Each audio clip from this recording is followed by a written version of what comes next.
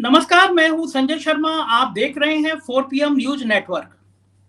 ये पत्रकारिता के साथ साथ ये जो एक्टिविस्ट वाली भूमिका है ना, ये बड़ा परेशान करती है। परेशान इसलिए करती है कि एक तो अखबार से, चैनल से, इन्हीं सबसे फुर्सत नहीं मिलती। लेकिन मैं जब देखता हूँ ना कुछ सिस्टम में खराब हो रहा है तो रुका नहीं जाता। लगता है कि क्या क्या कर दूं जब सब चीजें अच्छी सी हो जाए, सारी चीजें ठीक हो जाए। कोरोना काल में मैं आपको कई बार बता चुका हूँ पूरा प्रकरण। जब मैंने देखा था कि किस तरह आदमी की जिंदगी बिल्कुल निरर्थक साबित हो रही थी। कीड़े मकोड़ों की तरह आदमी मर रहे थे और लाशें ऐसे फेंक दी जा रही थी गंगा में। तो दिल दहल गया था मेरा। मैंने प्रयागराज में गंगा नदी में बहती हुई, उफनती हुई लाशें देखी। कानपुर के बहुत बड़े हिस्से में मैंने बहती हुई लाशें देखी। मैंने वो स्टिंग ऑपरेशन देखा बिहार का, जिसमें हमारी पुलिस लाशें बिहार में फेंक दे रही थी गंगा में, और उन लोगों ने स्टिंग किया।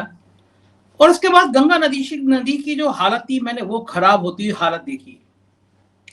तब मुझसे रहा नहीं गया। मुझे लगा कि ये चलो, कोरोना तो एक ऐसी बीमारी थी जिसपे किसी का काबू नहीं था, पूरी दुनिया में फैल गई थी। लेकिन फिर बाद में भी देखा मैंने, जो नदियां हैं हमारे देश की, वो इतनी खराब हो रही हैं, उनको कोई सुनने वाला, देखने वाला नहीं। और गंगा तो इस देश की आत्मा है। आप उनको, गंगा को धर्म से ना भी जोड़िए। आप मतलब गंगा माँ कहते हैं, माँ गंगा ने बुलाया है, प्रधानमंत्री कहते थे। लेकिन वो माँ गंगा का जो हाल है ना उत्तर प्रदेश में और बाकी देश के अलग अलग हिस्सों में, वो बहुत दिल दहलाने वाला है। नदी में, गंगा माँ के अंदर आप लाशें अभी भी फेंक देते हैं, जानवर फेंक देते हैं, गंदगी फैल रही है। और सुप्रीम कोर्ट ने रूलिंग दी थी, एक आदेश दिया था सरकारों को कि भाई गंगा नदियों या बाकी नदियों के तट पे जो है वो आप साफ सुथराई रखेंगे, और कोई भी इस तरह का जो लाशें हैं वहां नहीं दफनाई जाएंगी। बहुत कड़े निर्देश थे। लेकिन मैंने देखा कि कोई ध्यान ही नहीं दे रहा है। नदियों के मामले में बिल्कुल बंटाधार हुआ पड़ा है, और नदियों और सफाई के नाम पर पैसे अलग बारे न्यारे हो रहे हैं। इन दोनों आजकल रिसर्च कर रहा हूँ पानी पे, उत्तर प्रदेश के पानी पे। एक मैंने पहले भी कहा था कि मैं गया था तेलंगाना, तो मैंने वहां पे देखा था कि किस तरह पानी पे काम हुआ है, नदियों का काम हुआ है। तो मेरे दिमाग में आया कि उत्तर प्रदेश में भी, जहाँ मैं रहता हूँ, वहाँ के हालात देखूं। तो उसी सिलसिले में मैं बाकी अलग जिलों से मालूम कर रहा था, भाई आपके यहाँ नदियों की क्या हाल है, सीवरेज प्लान है, उसका पानी कहाँ से आता है, कहाँ जाता है। तो प्रयागराज में मेरी बात हो रही थी, क्योंकि गंगा पे मैंने बहुत सारा काम वहीं पे किया। तो पता चला कि वहां का जो सीवरेज प्लान है उसका ठेका भी अडानी भैया के पास में है, 1,000 करोड़ का। और शर्त क्या है कि अगर गंगा नदी में ज्यादा पानी आ गया या सीवरेज लाइन में नदियों में ज्यादा पानी आ गया, तो जिम्मेदारी कंपनी की नहीं होगी, मतलब अडानी भैया की नहीं होगी। तो 1,000 करोड़ रुपया आप अडानी भैया फ्री फंड में ले रहे हैं। तो मेरे मित्र हैं अधिवक्ता हैदर भाई, मैं कई बार जिक्र करता रहता हूँ, बहुत काबिल लॉयर हैं। तो हम लोगों ने मिलकर बड़ा रिसर्च करी, और फिर एनजीटी में दिल्ली में शिकायत करी, आके रिट दायर करी। मैंने कहा कि हजूर, ये जो नदियां हैं ये हमारी जीवनदायिनी है, देश पूरा इन पानी पे चल रहा है। तो एक लंबी चौड़ी रिट थी, 100 सवा 100 पन्ने की। उसमें तमाम बिंदु थे कि भाई नदियों के किनारे कम से कम सुरक्षित हों, कोरोना काल में क्या हाल था ये पूछा जाए, और एक विस्तृत रिपोर्ट तैयार करें सरकारें कि भविष्य में ये सब ना हो। मतलब नदियों नदियों आप देखिए, बहुत हल्का सा लगता है। आप थोड़ी देर कोई वीडियो सुनेंगे, आपको मजा नहीं आएगा, क्योंकि इसमें मोदी नहीं है, इसमें अखिलेश नहीं है, इसमें राहुल नहीं है। आपको लगा क्या नदी और क्या पानी की बात सुनना। तो मैं देखता हूँ कि जो तड़का भड़के वाले वीडियो होते हैं ना, वो ज्यादा आम आदमी को सुनने में मजा आता है। लेकिन हकीकत समझिए कि मैं जिस मुद्दे पे बोल रहा हूँ, ये मुद्दा उन सारे मोदी, उन सारे राहुल, उन मायावती, अखिलेश से कहीं ज्यादा जरूरी है। ये नेता देश में आएंगे, चले जाएंगे। आज मोदी है, कल कोई दूसरा होगा, उससे पहले कभी इंदिरा थी, फिर राजीव थे। ये चेहरे होते हैं, चेहरों का ग्लैमर होता है, चेहरों की पूंछ होती है। लेकिन आप और आपकी आने वाली संतानें, आपकी जो भविष्य है देश का, वो केवल पानी, नदियां, ये सब तय करेंगी। ये सब बताएंगे कि क्या जीवन है, क्या चीज है। तो इसके इसके लिए बड़ा जरूरी है कि हम इस परिवेश में रह के बात करें, परिवेश में रहकर देखें कि हकीकत क्या है। तो जो एनजीटी में जब शिकायत की मेरी, तो आप जानते हैं कि भैया संस्थाएं आजकल देश की किस हालत में है। ह्यूमन राइट हो जाए, एनजीटी हो जाए, कहीं कोई सुनवाई नहीं है। मतलब आप इतना ताकतवर हो गया ना देश, सत्ता इतनी ताकतवर हो गई है, हमारे प्रधानमंत्री जी इतने ताकतवर हो गए हैं कि कहीं कोई वजूद नहीं बचता इन संस्थाओं का। लेकिन मुझे बड़ी खुशी, और मैंने थैंक्स बोला एनजीटी के जजों का। उनने यूपी और बिहार दोनों सरकारों को नोटिस जारी किया, और चीफ सेक्रेटरी को जारी किया, हेल्थ के चीफ सेक्रेटरी को जारी किया, और पूछा कि आप बताइए, मेरी रिट में जो बिंदु उठाए गए हैं इस पर जवाब दीजिए, विस्तृत जवाब दीजिए कि आखिर क्यों किया है ऐसा, क्या कारण है ऐसा करने का, कुछ तो बताइए, मतलब वो क्या योजना है, क्या ठोस योजना है आपके पास। बहुत जबरदस्त नोटिस था, पूरी दुनिया के, अमेरिका, लंदन, सारे अखबारों ने छापा कि पत्रकार संजय शर्मा के रेट पे एनजीटी ने नोटिस जारी किया है। और मुझसे भी एनजीटी ने कहा कि मैं भी उनको एक सजेशन दूं कि भविष्य में मीडिया की क्या भूमिका हो सकती है, हम कैसे सहयोग कर सकते हैं कि भविष्य में कभी इस तरह की कोई चीजें ना हो, दोबारा सा गंगा कैसे साफ रहे, इसके लिए क्या करना चाहिए। तो दिल्ली में आया हूँ, आज तारीख है, तो आपकी दुआ है मुझे चाहिए। और मुझे किसी सरकार से लड़ाई नहीं है, ना मुझे बिहार सरकार से लड़ाई है, ना मेरी उत्तर प्रदेश सरकार से लड़ाई है। मेरा मकसद ये है कि नौकरशाही को सरकारों को समझ में आना चाहिए कि जीवन का सबसे बड़ा मुद्दा ये नदियां हैं, ये पानी है।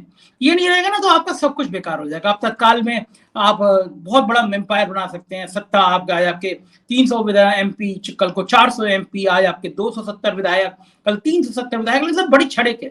साफ पानी नहीं बचेगा, साफ हवा नहीं बचेगी, तो करेंगे क्या आप। किसी दिन आप भी मतलब पैसे वाले हैं तो मुल्क छोड़ के चले जाएंगे, जैसे आजकल मुल्क छोड़ के चले जाते हैं। तो मुझे आप सबकी दुआओं की जरूरत है। दिल्ली आया हुआ हूँ, एनजीटी में जाऊंगा और वहां जज के सामने अपनी सारी बात बताऊंगा जो मैंने देखा है हकीकत में, यूपी में देखा है, बिहार में देखा है।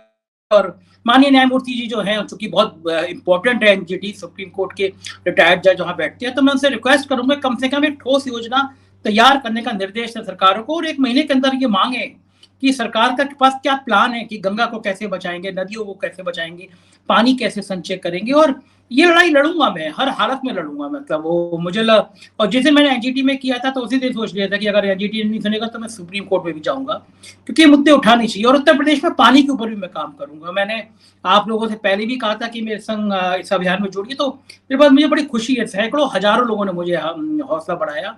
हम लोग एक प्लान तैयार करेंगे, साझा एक मंच बनाएंगे कि एक एक बूंद पानी की कैसे बचाई जाए। तो ये तो बातें थी आज पानी की, एनजीटी की। और दिन भर की मैं बातें आपको बताता रहता हूँ। तो मैं मेरा अखबार छप जाता है 4 बजे, नाम ही 4 PM। तो जब वो आज जो थी वो अयोध्या की खबर आई, बीजेपी के सांसद हैं लल्लू सिंह, तो उन्होंने खत लिखा है, उन्होंने विस्तार से बताया कि भाई अयोध्या में किस तरह लूट हुई है। मेरा दिल मतलब बड़ा दुखी होता है। भगवान राम के नाम पर कम से कम बेईमान हो तुम, हमें पता है कि देश के अफसर, देश के नेता कैसे हैं, लेकिन राम को तो छोड़ दो, राम को तो बख्श दो। भगवान राम की अयोध्या में इतनी भारी लूट की गई है, नेताओं ने, अफसरों ने बिल्कुल भ्रष्टाचार के रिकॉर्ड तोड़ दिए। जो अफसर वहां तैनात थे, जो डीएम साहब वहां तैनात थे, जो कमिश्नर साहब वहां तैनात थे, उनकी क्या ड्यूटी थी। आज मुझे किसी ने फोन करके बताया, मैसेज जानकारी दी कि जो डीएम साहब थे, अनुज कुमार झा नाम है, डायरेक्टर है पंचायती राज में, उनको साहब मन आया कि मंदिर के बड़े पास एक कीमती जमीन देखी, कई हजार फीट जमीन खरीद ली गई साहब उनके अपने पिताजी के नाम पे। और बताया जाता है सर्किल रेट पहले आधा किया गया और उसके बाद जमीन खरीदी गई। जो सर्किल रेट है बाजार का दाम उससे कई गुना है। जो कमिश्नर साहब थे उन्होंने अपने ससुर, तमाम रिश्तेदारों ने, नेताओं ने वहां पे करोड़ों अरबों रुपए की जमीन ऐसी खरीदी मंदिर के आसपास।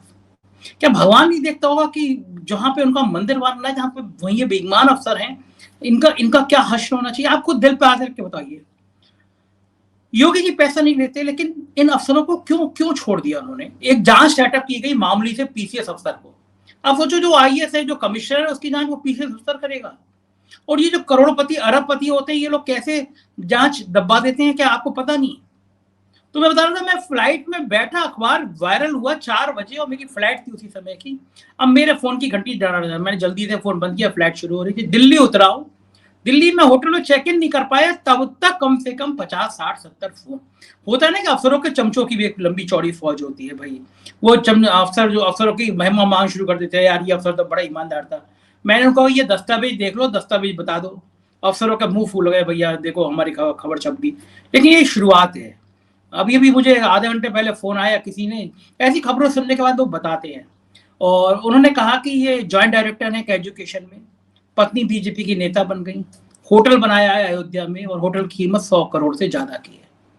आप सोच सकते हैं, ईमानदार सरकार में एक एजुकेशन विभाग का ज्वाइंट डायरेक्टर अयोध्या में होटल बनाता है, नाम भी शायद रामायण नाम ही है होटल का, मैं और कंफर्म करूंगा कल, और कीमत 100 करोड़ बताई जाती है। ईडी कांग्रेस के दफ्तर में तो ढूंढ रही है। दिल्ली में भी आया था, मैं गया था कांग्रेस के दफ्तर की तरफ, तो बड़ी वहाँ बैरिकेडिंग थी और बड़ी फोर्स लगा दी गई थी, हल्ला गुल्ला बहुत चल रहा है, मुझे कांग्रेस के नेता से बात भी करनी थी।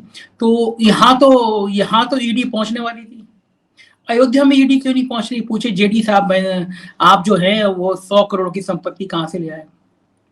अभी एक जाने माने एक पायलट साहब में पता चला है कि वो असल में उन्होंने एक एफआईआर लिखाई है, उसमें जो निवेश है वो कई बड़े आईएएस अफसरों का है। मतलब वो जो पायलट साहब है उनके पिताजी भी रिटायर्ड आईएएस हैं, तो एक अलग दस्तावेज, अलग कहानी है, वो हजारों करोड़ की कहानी है। उत्तर प्रदेश में ऐसा लग रहा है पैसा इन अफसरों पे, नेताओं पे बरसा है, थोक में बरसा है, और बेईमानी का ऐसा साम्राज्य खड़ा हुआ है। मुझे एक सज्जन सलाह दे जाता हूँ थोड़ा संभल के रहना। मैं कहा भैया संभल के रहने में क्या करूं मैं? मतलब 50-100 पुलिस वाले लेके चलूं, मतलब पुलिस वाले तो नहीं मिलेंगे, गनर लेके चलूं, घर से निकलना बंद कर दूं। मैं कहा जाको रहिए राखो राम, तो ताका कुछ ना हो सके भैया। तो अपनी निष्ठा पूरी राम में है। इन तरह इनके जो बेईमानों वाले राम है ना, वो राम मेरे नहीं है। मेरे राम बहुत सज्जन है, बहुत शरीफ है, बहुत प्यारे हैं और रक्षा करते हैं। जो आदमी सच बोलता है उसकी रक्षा करते हैं। मैं ख्वाजा के दरबार में जाता हूँ, वो मेरी रक्षा करते हैं। तो इन जैसे बेईमानों का ये कितना भी जोर लगा ले, मुझ पर कुछ होगा नहीं। और जब ऐसी बातें निकलती है ना, तो देखिए एक मेरे दोस्त ने एक शराब भेजी रामपुर, जिसका किस्सा मैंने बताया था कि रामपुर वो खेतान साहब की शराब की कंपनी है रामपुर, जो एक्साइज कमिश्नर जो हैं, अपनी पत्नी कहते हैं मैं बड़ा ईमानदार हूँ, मतलब उनके चमचे कहते हैं एक्साइज कमिश्नर बड़े बेईमानदार हैं। तो साहब अपनी पत्नी को लेके शराब की फैक्ट्री, यही रामपुर जो है, इसकी फैक्ट्री में पहुंच गए उद्घाटन करने के लिए। साहब रामपुर का ब्रांड करना है। तो मेरे मित्र ने भेजा रामपुर में, बोले यार इन राम के नाम पे शराब बिक रही है। मुझे समझ में नहीं आता ये इन सब चीजों को लोग जोड़ कैसे लेते, जोड़ते तो हैं। तो बस केवल आज आया था दिल्ली में, तो आपसे यही गुजारिश है, हाथ जोड़ के दुआ करिएगा कि एनजीटी के जज साहब कोई ऐसा फैसला दें जो हमारी नदियां बच सके, हमारी गंगा बच सके, हमारा पानी बच सके और एक देश का एक साफ सुथरा वातावरण तैयार हो सके। और आपको लगता है अगर मैं सही मुद्दे पे बात कर रहा हूँ, मैं सही काम कर रहा हूँ, सही एक्टिविज्म कर रहा हूँ, मुझे करना चाहिए, मेरी ड्यूटी है इस समाज के लिए, जो मुझे मिला है देश से, तो मुझे नेचर ने दिया है, मुझे उस नेचर को बचाने की मेरी मुहिम ये जायज है। तो मेरा साथ दीजिएगा, इस वीडियो को कम से कम 10-20 लोगों तो जरूर भेजिएगा कि वो कम से कम नदी बचाने के लिए कुछ नहीं कर सकते तो फेसबुक पे आके बस मेरे का हौसला बढ़ा दे, मतलब मेरे को एक कह दे कि हाँ मैं सही काम कर रहा हूँ, ट्वीट कर दे मेरे लिए, तो मेरे लिए इतनी बड़ी खुशी होगी। मैं बराबर में अपना ट्विटर अकाउंट का स्क्रीनशॉट लगा दे रहा हूँ, अपने अखबार का फेसबुक का स्क्रीनशॉट लगा दे रहा हूँ, देख लीजिए, नोट कर लीजिए। ये मेरा ट्विटर अकाउंट है, ये मेरे अखबार का भी ट्विटर अकाउंट है, ये मेरे फेसबुक अकाउंट है और ये इंस्टा अकाउंट है। मैं चारों आज स्क्रीनशॉट आपको लगा दे रहा हूँ, आप देख सके। तो अगर आप इस मुहिम में जुड़ते हैं तो आप मेरे को फेसबुक पे, ट्विटर पे, इंस्टाग्राम पे मुझे सपोर्ट करिएगा, क्योंकि ये लड़ाई, इस तरह की लड़ाइयाँ लड़नी चाहिए। भ्रष्ट नौकरशाहों के खिलाफ लड़नी चाहिए, नदियों को बचाने के लिए लड़ना चाहिए, पानी को बचाने के लिए लड़ना चाहिए। तो साथ दीजिए मेरा, मैं आपके साथ हूँ, आप मेरे साथ रहिए। एक साझा जंग शुरू करते हैं इस तंत्र के खिलाफ, इस भ्रष्ट तंत्र के खिलाफ। और छोटे छोटे हम लोग जुड़ेंगे तो एक दिन बड़ी ताकत बनेगी। कोई काम छोटा नहीं होता। आप जहां हैं, जिस जगह हैं, छोटी सी आप ट्वीट करेंगे ना, वही बड़ी पूंजी होगी इस तंत्र में। जैसे मैं एक किस्सा बताता हूँ आपको, रामायण का किस्सा आता है।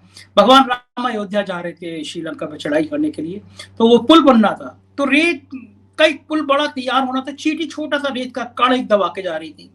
उसकी मजाक उड़ाई कि तेरे रेत के कण लेके जा रही है, कैसे पुल बन जाएगा? तो चींटी ने कहा कि पुल बने या ना बने, लेकिन जब इतिहास देखा जाएगा तो याद किया जाएगा कि इसमें एक कण का योगदान मेरा भी था। तो मैं ये दावा नहीं कर रहा कि मैं गंगा नदी को बचा पाऊंगा, गंगा नदी की सफाई में एक बहुत बड़ी मुहिम चला लूंगा, लेकिन हाँ मैं उस चींटी के कण की तरह एक साझा प्रयास करना चाहता हूँ कि मैं अगर माँ गंगा को सफाई करने में, नदियों को बचाने में, पानी को बचाने में उस चींटी के कण की तरह, रेत की कण की तरह मेरी भूमिका हुई, तो मैं उसको करना चाहता हूँ, ईमानदारी से निभाना चाहता हूँ। मर जाऊं तो कम से कम आत्मा पे मेरी बोझ ना रहे कि मैंने इस समाज के लिए, देश के लिए कुछ किया नहीं जो मुझे करना चाहिए था। तो आपका साथ बहुत जरूरी है, तो मुझे हौसला बढ़ाएंगे, मुझे यकीन है। शुक्रिया इस वीडियो को देखने के लिए, थैंक यू।